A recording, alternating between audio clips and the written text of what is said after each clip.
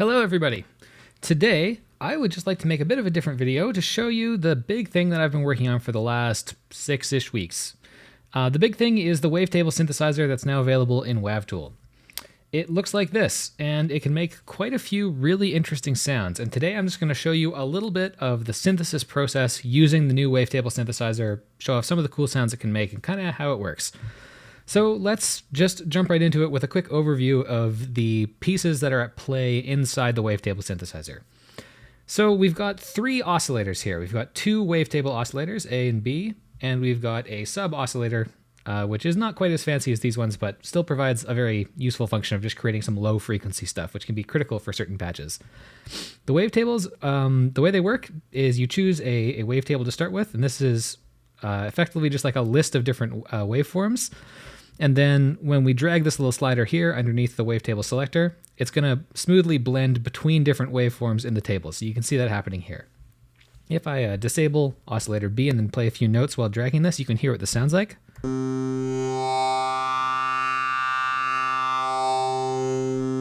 we can try that again with a different wavetable, maybe the saw to square one.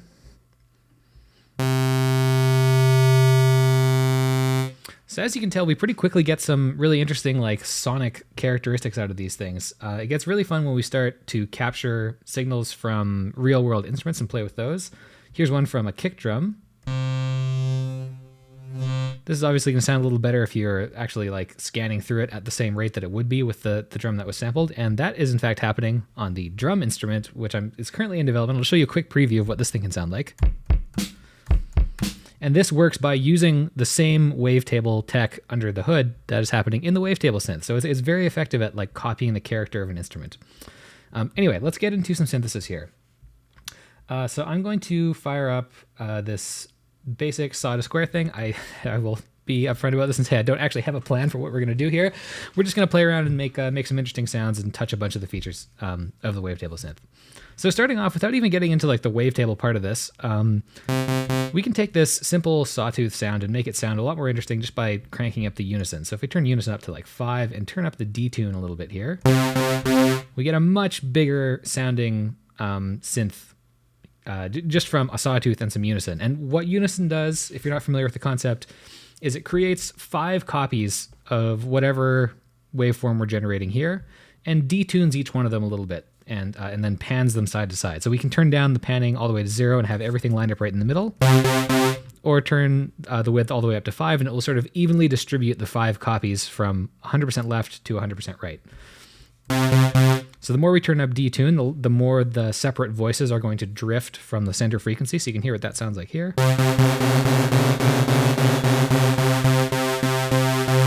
I find that usually around like 0.2, 0.4 sounds best. And yeah, so moving on, we also got some pretty straightforward settings here in transposition, pan, and level. If we turn transposition up, it's just going to change the sort of pitch relative to the note that we're playing. So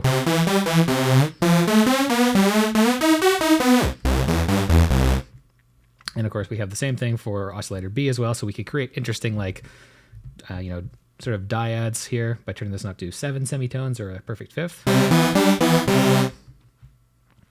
Then we've got pan and level. This just sends the signal all the way to the right or all the way to the left.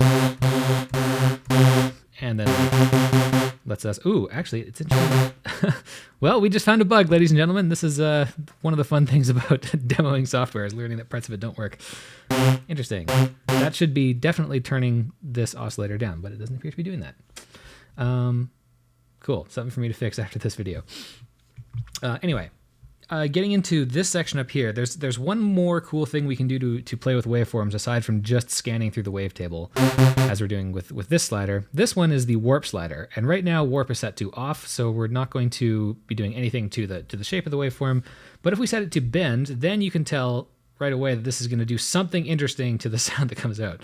So let's hear what it sounds like bending just a straight up sawtooth.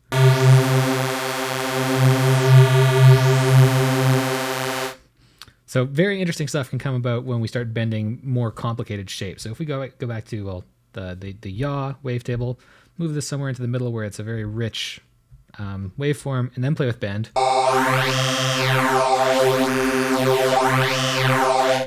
We're hardly using any features of the synthesizer, and it already sounds pretty crazy, right? Anyway, cool. So that's really all there is to see with the wavetable portion. There's also these knobs here which affect the relative phase of different voices that are in unison with one another. But this is not going to have a huge sonic impact on the sound. It's more about just like getting things to line up and cancel or not cancel in a way that you want. Typically, the default settings will be fine for most people, I would think. Next, let's just take a quick listen to the sub oscillator. This is much more simple. This is just going to play one of these three basic waveforms, sawtooth, square wave, or sine, at a frequency that's typically lower by an octave or two than the frequency that we're pumping into the other two oscillators. Doesn't have to be, of course. We could pitch these down an octave or set this one up to 0, and then it will be right in line with the other two oscillators. But often the way that this is going to be used is to like just increase the low end coming out of a sound where you're doing sort of all the detail work, the fuzzy, interesting character of the sound happening up high with the wavetable oscillators, and then you're just dropping a sub underneath it to give it that like punch. We can just give this a quick listen. Very straightforward sawtooth, very straightforward sine wave, and very straightforward square wave. Just a quick technical aside here. It was something I didn't realize when I went into this was that you can't actually just generate a sawtooth wave. It's not quite that simple. It turns out that like to make a sawtooth wave that works really well, even at high frequencies, there's a lot of black magic that has to happen to sort of prevent the computer from sampling your like ideal sawtooth wave shape in a way that doesn't create noise. You'll notice if you look at like the marketing for Serum, the extremely good wavetable based synth by Xfer, they talk a little bit about this, about the fact that like you can't just generate waveforms and expect it to work. There's like a lot of crazy stuff you have to do, and that was certainly something that I learned in the development of this. Turns out just generating waveforms is a deceivingly complicated technical task, but I'm pretty sure that this synth is doing it correctly. And if you do encounter any problems, any audio quality issues with the synthesizer, I would love to hear about them so that they can be addressed. But anyway, moving on. So we've also got a filter section in the middle here. This works the same way any other filter section would. We've got a few different options for the kind of filter. Low pass, I'm guessing, is going to be the most commonly used. All this does is it just pumps the selected oscillators through the selected filter, which we can move around with the frequency and resonance controls here. So here's what that sounds like. And here's what it sounds like on high pass. And let's give that a bit of resonance to hear what that sounds like. Cool. And if we uncheck any of these boxes here, all it's going to do is it's going to just send that signal straight out to the master section instead of going through the filter. So if I uncheck, A, and then start moving this filter while holding a note, we're not going to hear the filter having any impact on A. But if I check it again, cool. Now, before we get into the modulation stuff, there's just one more thing I want to show, which is well, I guess this is also another form of modulation. This is the part of the synth where you're going to configure frequency modulation, amplitude modulation, and ring modulation between the two wavetables. So a whole lot could be said about what exactly is going on with these different operations, but literally what's happening with frequency modulation, we're taking the vertical position of the waveform coming out of B at every point in time, and using it to somehow modify the frequency that we're playing the waveform A back with. And this knob is going to control just like how much of that is happening. So if I leave the knob all the way down and press a few notes, it's going to sound the same as if we hadn't said anything here. Oh, sorry. It sounds different in that we're not also hearing B. If this is set to something other than off, then we don't hear oscillator B. It's just used to modulate oscillator A in the specified way. So when it's off, we're hearing A and B. When it's on, we're just hearing A, but B is messing with A somehow. So B is not doing anything interesting to A right now because this knob is turned all the way down. But if I hold a note and turn this knob up, you'll hear what the frequency modulation can sound like. So as you can tell, this very quickly gets very insane. And it gets even crazier when we start, modulating frequency with other more bizarre wavetables. So let's try this.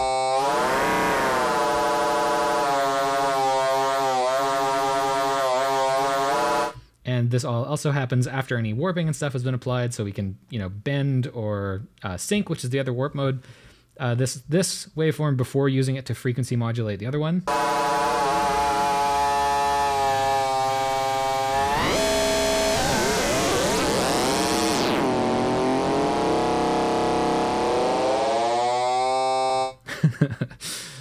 Yeah, I honestly, like, I could have hours of fun just playing with like these 5 knobs.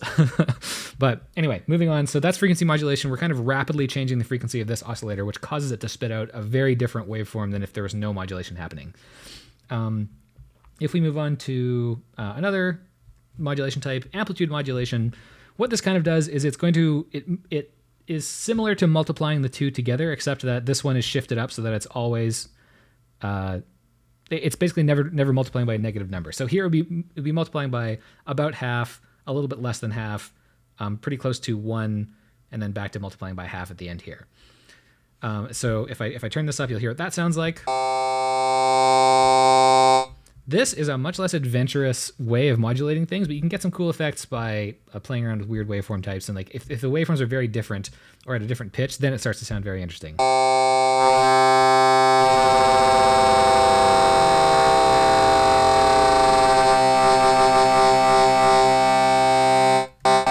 So if you choose sort of fractions, or like if you relate the frequencies of these two oscillators to each other by something close to a simple fraction, it will sound more musically nice, which is why if I turn this up by a fifth, it kind of works, because a fifth is, I can't remember exactly, I think it's like 1.5 times the frequency of this or something like that. Whereas if I turn this even a little bit off of a fifth, it very quickly starts sounding super gnarly and unpleasant. A fourth should sound, I think, kind of okay as well. Let's see. Yeah, it's a little better.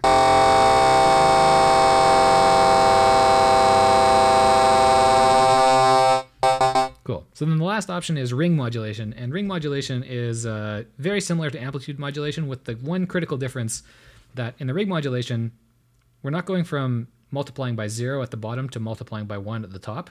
We're going from multiplying by 0 in the middle to 1 at the top and -1 at the bottom. So it's actually going to be inverting parts of the waveform when they're merging together when this is below 0. So let's hear what that sounds like.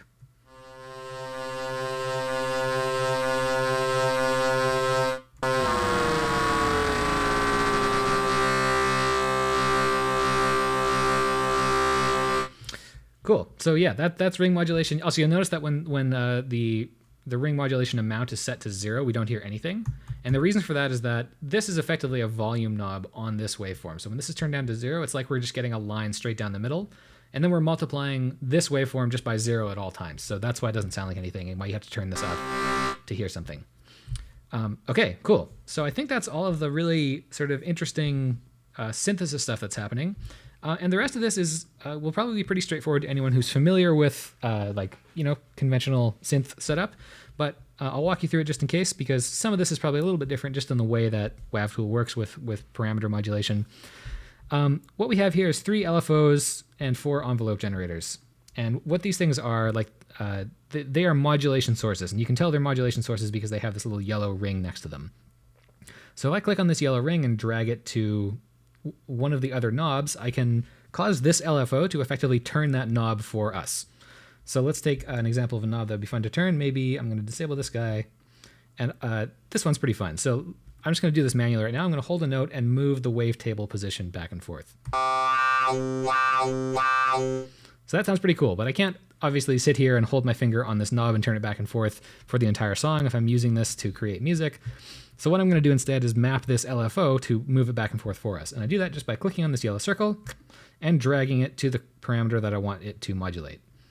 So now you can see it's oscillating back and forth. And if I hold a note, I'm not going to be clicking and dragging this at all. I'm just going to put it somewhere in the middle and then hold the note. We get this like sort of automated moving of the slider for us. And we can change how quickly it happens by turning these knobs here.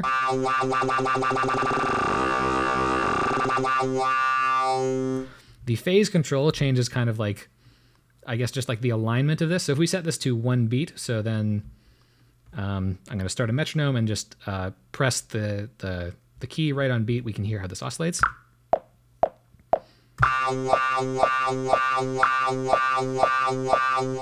And now what I'm going to do is I'm going to do the same thing again, but turn the phase knob while I'm doing that. And you can hear how it sort of changes how the wow, wow, wow sound is going to synchronize with the click.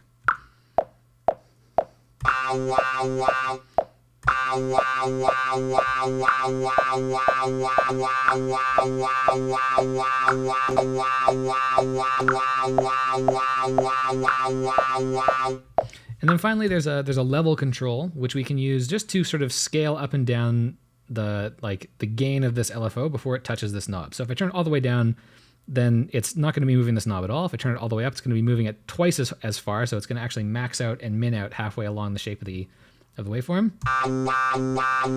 And if I turn this as we're playing it back, you can really hear what it's doing. So.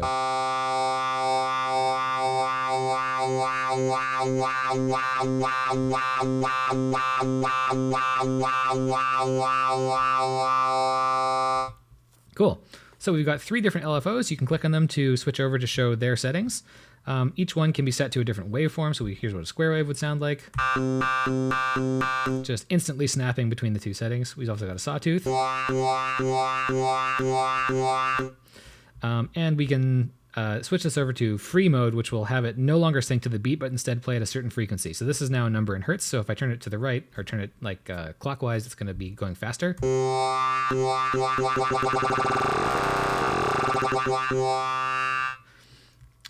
And yeah, phase and level still work the same when it's in free mode.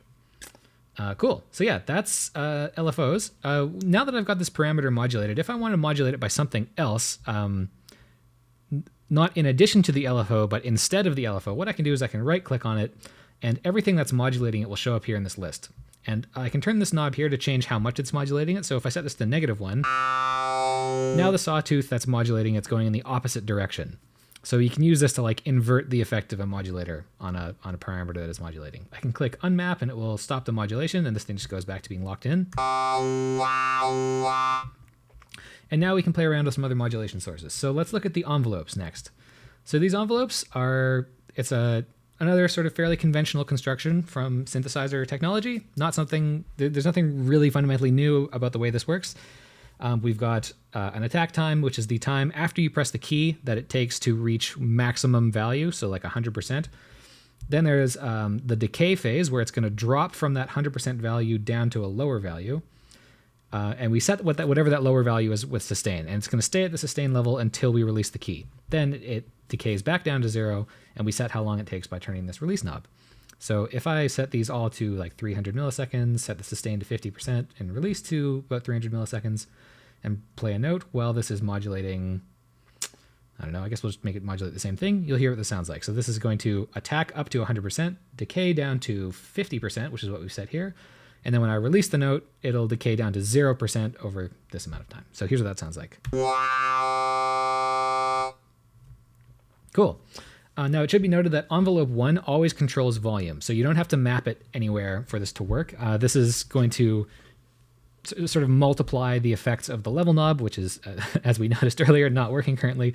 Yeah, this will combine with any other level settings so that when you release a note, envelope 1 is always causing it to eventually decay back down to 0.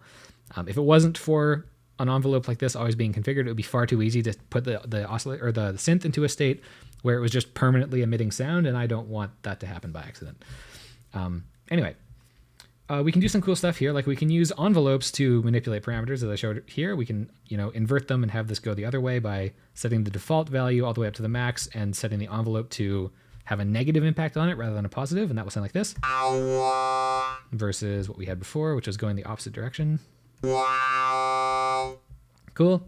But we can also have the envelope modulate one of the LFO parameters. So I could come over here to the LFO and modulate its frequency with the envelope, and then modulate this with LFO3. And this should sound pretty cool. Let's give it a try.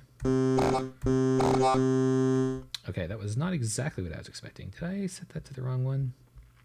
No, that's the right one. Okay, well, I think what's probably happening is it's sticking at a very low frequency for a long time, and then it's shooting way up as this starts to get higher. So what I'm going to do is I'm going to just bring this up to like 1 hertz as the baseline, and we're going to modulate it a bit less. Let's see what this sounds like. Cool, that was all right. Let's try a little bit less modulation here. All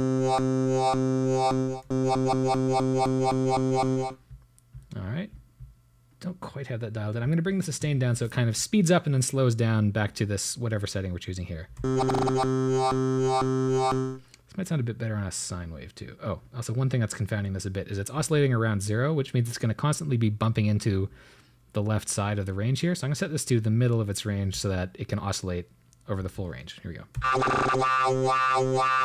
There we go.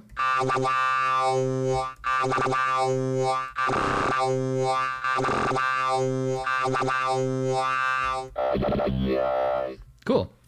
So yeah, the last few things that we can use to modulate are the mod wheel, which is a setting that some MIDI keyboards has, the pitch, which I can show you how this works. I'll just unmap this guy real quick. What pitch does is we can set sort of like the minimum pitch that's going to correspond to 0 and the maximum pitch that corresponds to 1. And then as I play different notes, you can see it's jumping to different wavetable positions based on the pitch that I'm playing. Finally, there's velocity, which we can just use so that when I play a louder note, it changes the wavetable position to a higher position. So I'm just changing the velocity by pressing C and V here, and as I play notes, versus with the higher velocity, it's jumping to the end of the wavetable here. Now we're not seeing that update because it's maxing out, so I'll play another low velocity. Whoops. Yeah, cool. So that is the Wavetable Synth. Now there's one more thing that I want to show you. A critical part of making a synth like this is actually getting these wavetables together. So I built a tool into Wavetool to do that. It's a system that lets you very quickly create a wavetable from any piece of audio that you have in Wavetool itself. So I'm just going to quickly open up a sound file. I might edit this out of the video since I'm not sure what you're going to see on my desktop, but okay, we're back. So I grabbed a sample from a big multi-sampled Rhodes library that I found online. This is free to download. It's called the JRhodes 3D. If you go Googling for it, I'm sure you'll have no trouble finding it. It sounds like this. I'll turn off my click there. And if we wanted to turn this into a wavetable, one thing that we might do is like, well, you'll notice if we listen to the beginning of this sound, it's very sort of bright. It's got like a really cool sort of like edge to it. But if we listen to the end, it's a little too quiet. It's quieter, but it's also got a bit less of that edge. So like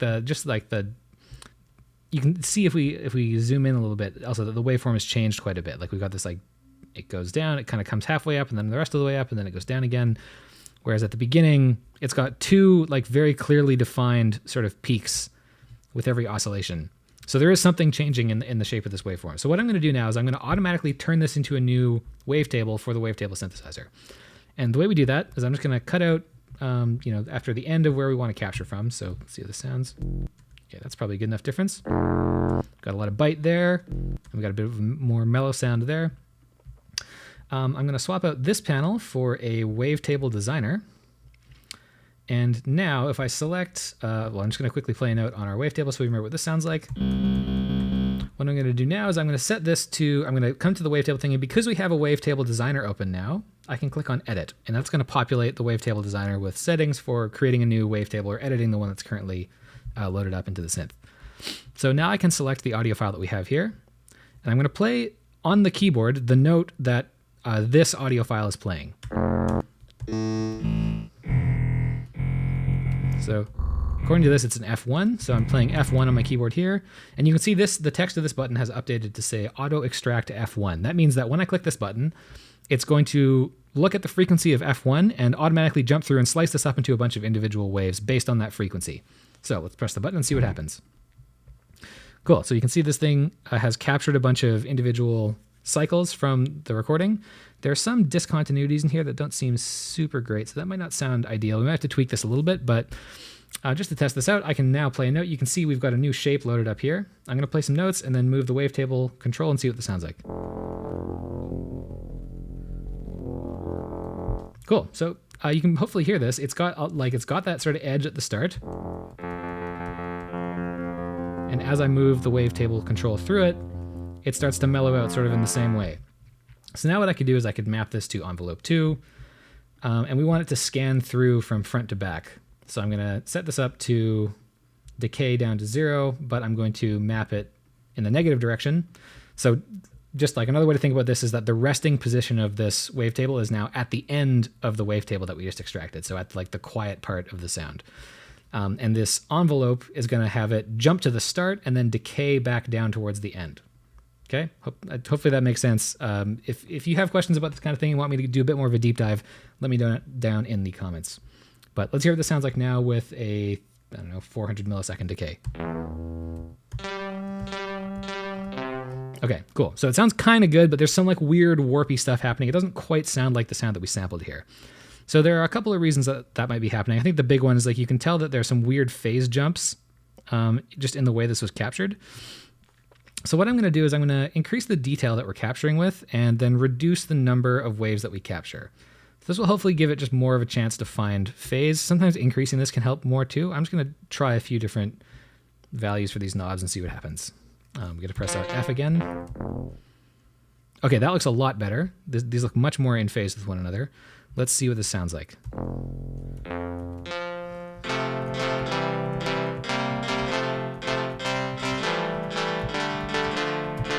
So yeah, that's already pretty good. I mean, this is not going to perfectly capture a Rhodes keyboard because we would really need to do this at a bunch of different pitches. But using the two wavetable generators here, we could have like a low frequency one loaded up in A and a high frequency one loaded up in B and sort of fade between them, automating like the level parameter as pitch gets higher. And that might come a lot closer to perfectly capturing this instrument. I mean, it's never gonna be the same as like a full-on physical model synth of a Rhodes keyboard, but hopefully this illustrates just like sort of how versatile the wavetable can be for both copying sort of real world instruments and creating some of the like insane sounds that we were generating earlier. Anyway, I think I've probably gone on for long enough, so I'm gonna leave this video here. But thank you so much for watching. I really hope you've enjoyed this. And as always, Wavetool is free. You can sign up for the beta at wavetool.com right now and start playing around with this synthesizer in your browser today. Yeah, thank you so much for watching. Have a good one. Oh, right, I'm supposed to say adios.